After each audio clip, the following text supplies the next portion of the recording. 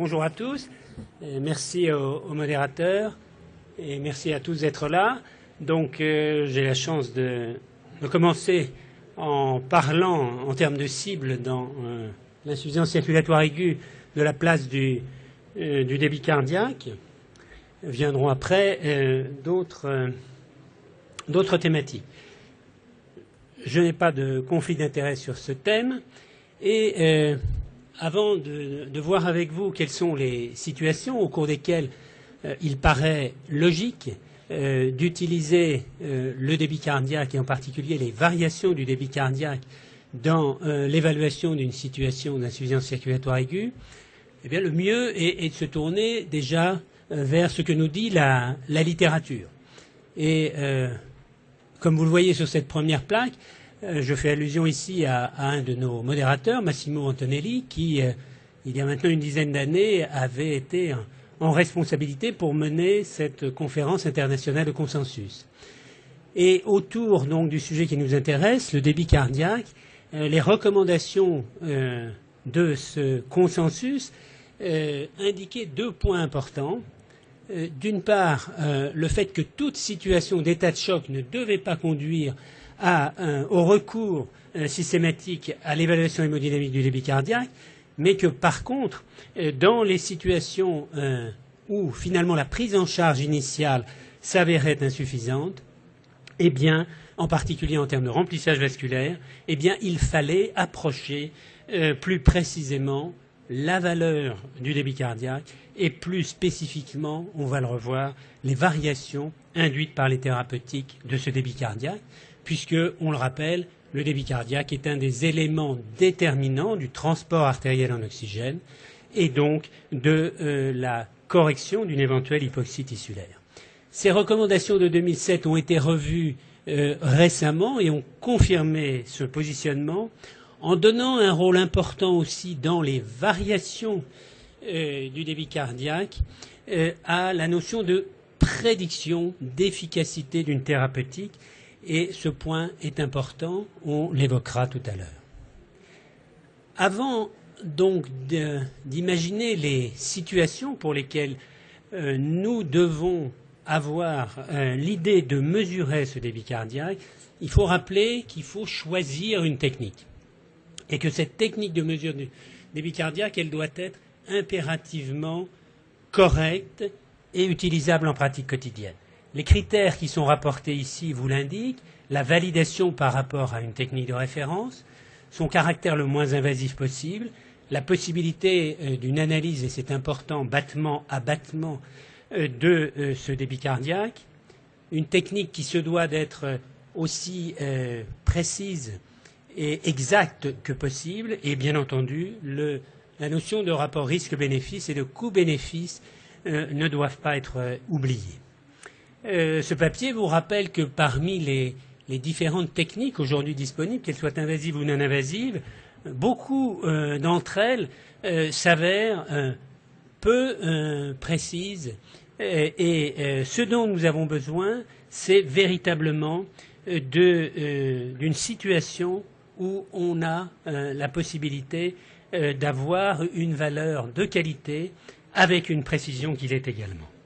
Une mise au point récente, il y en a beaucoup, celle-ci est Critical Care Medicine 2015,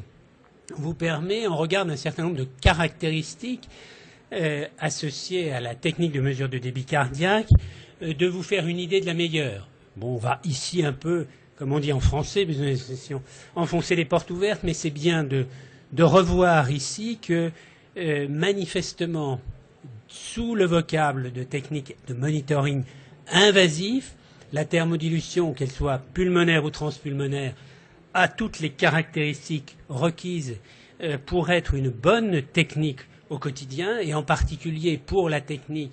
de thermodilution transpulmonaire, lorsqu'elle est associée à une analyse battement à battement du contour de l'onde de pouls et de l'évaluation du volume d'éjection systolique. En matière de techniques non invasives, il n'étonnera personne ici qu'évidemment les techniques de Doppler restent les techniques à l'évidence de référence. Parmi les autres éléments que vous devez prendre en compte quand vous avez choisi d'évaluer ce débit cardiaque, c'est le fait que vous connaissez la technique, que vous y êtes entraîné. Ce papier de Jean-Louis Vincent, d'il y a déjà un certain nombre d'années, rappelle le fait que seulement, finalement, un mauvais ouvrier va dire du mal de l'outil. Hein, et que dès lors qu'on a acquis une bonne formation, une bonne connaissance d'une technique, eh bien les risques potentiels inhérents de cette technique vont s'éclipser au bénéfice de potentiels bénéfices associés à une prise en charge thérapeutique. Dernier point, et qui est fondamental lorsqu'on parle d'évaluation du débit cardiaque, au-delà du fait qu'une valeur absolue de débit cardiaque n'a en soi finalement aucune signification,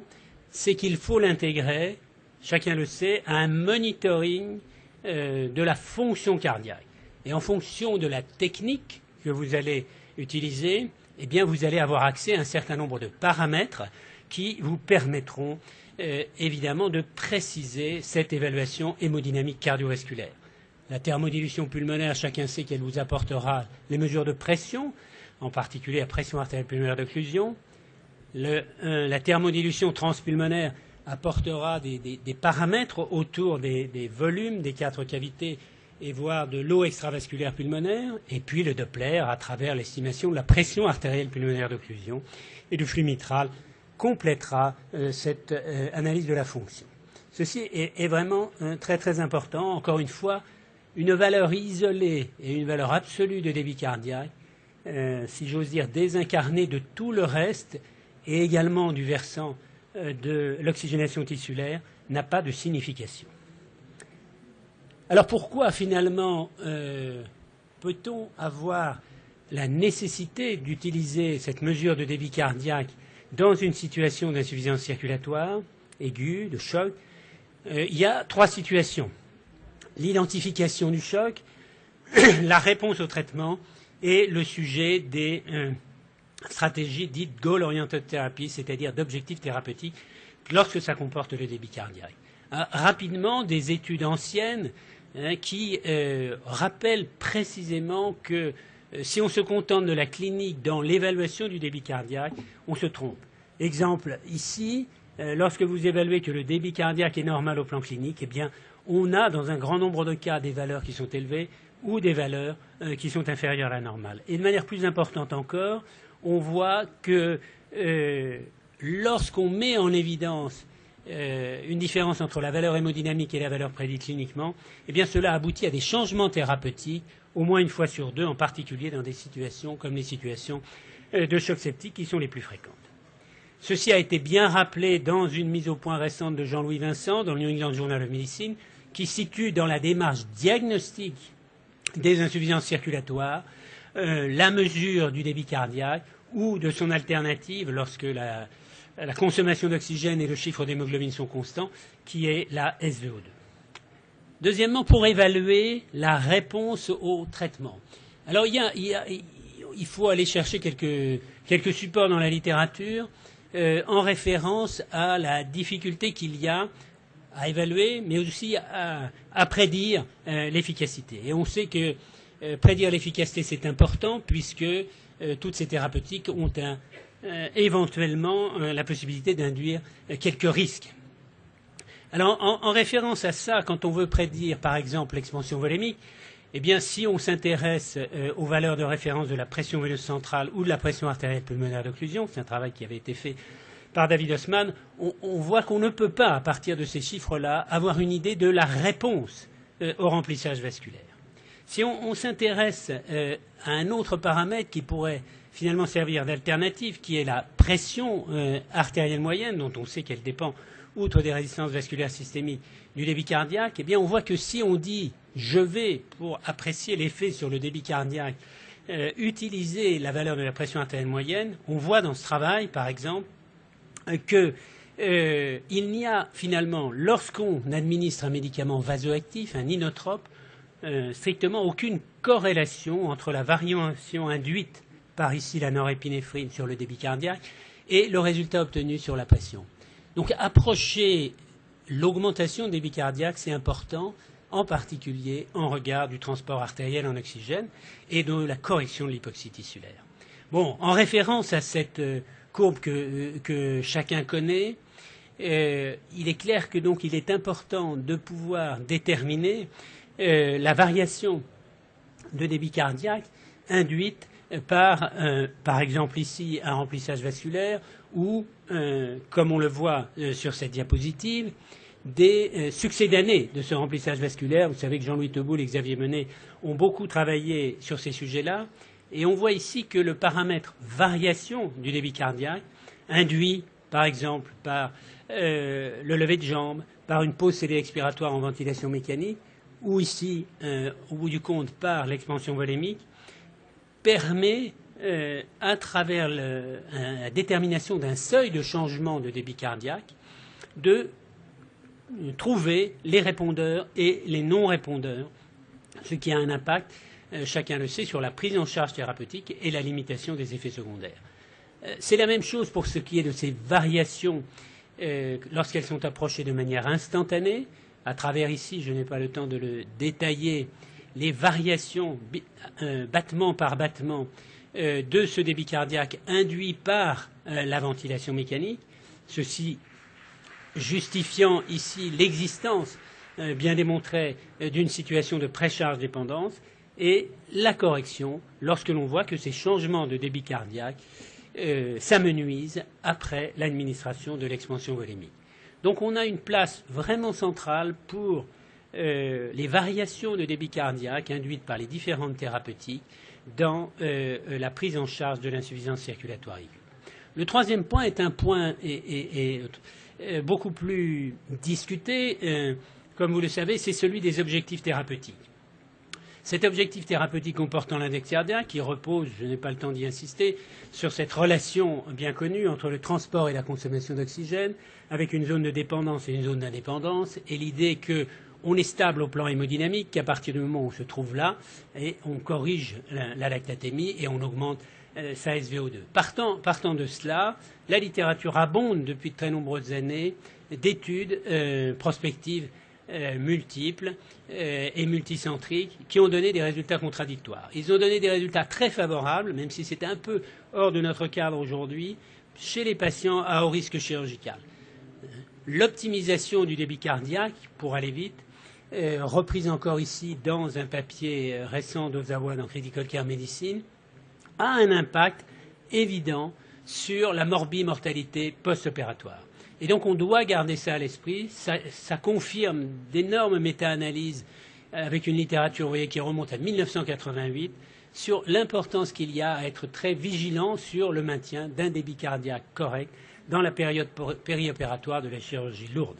Et ceci est en particulier vrai pour la prévention des bas débits cardiaques post-opératoires. Chez les patients approchés globalement de sévères dans nos unités de réanimation, les notions les plus anciennes renvoyaient à une absence d'intérêt ou à un danger de cet objectif thérapeutique en matière de débit cardiaque ou de transport artériel d'oxygène. La caricature, c'est cette étude qui a maintenant une vingtaine d'années, qui indiquait que lorsque l'on choisissait d'augmenter le débit cardiaque de manière très importante, plus de 4,5 litres par minute et par mètre carré, là il s'agissait donc d'un index cardiaque, eh bien, probablement en raison d'utilisation de médicaments qui augmentent la consommation d'oxygène, on était confronté à une augmentation de la mortalité. Des résultats négatifs de nos collègues italiens avaient également été publiés et, comme vous le savez, plus spécifiquement, depuis maintenant une quinzaine d'années, le cadre particulier des patients en insuffisance circulatoire aiguë, qui sont ceux qui nous concernent aujourd'hui, et en particulier en choc septique, a été approché d'abord par le travail célèbre de Rivers, qui, en utilisant dans son algorithme de prise en charge, en mettant une place à cette analyse du débit cardiaque ou de son alternative, la SVO2, encore une fois, quand la VO2 et l'hémoglobine sont normales, eh bien, il avait montré une chute drastique de la mortalité à l'admission aux urgences de ces malades, avec, il faut le noter, une mortalité initiale dans le groupe contrôle qui était particulièrement élevée. Chacun sait que, utilisant le même algorithme, depuis quelques années. 3 études ont été conduites aux USA, en Angleterre et en Nouvelle-Zélande. Je n'ai pas le temps de les détailler, mais elles se sont avérées jusqu'à ce jour négatives. Pour reprendre cependant une controverse, je crois, qui était animée hier par Jean-Louis Vincent, gardez bien à l'esprit que ces résultats négatifs d'évidence-base médecine ne signifient pas que pour un patient donné, il faille négliger le débit cardiaque. C'est toute une discussion qu'on peut évidemment engager. Donc pour conclure, parce qu'il faut tenir son temps de parole, je crois, quelques messages qui ont été égrenés dans ces quelques minutes. Le premier, c'est que ne considérez pas qu'il existe une valeur absolue de débit cardiaque qui soit une référence pour un malade donné. Ce qui nous importe souvent, c'est d'être en capacité de dire on observe une augmentation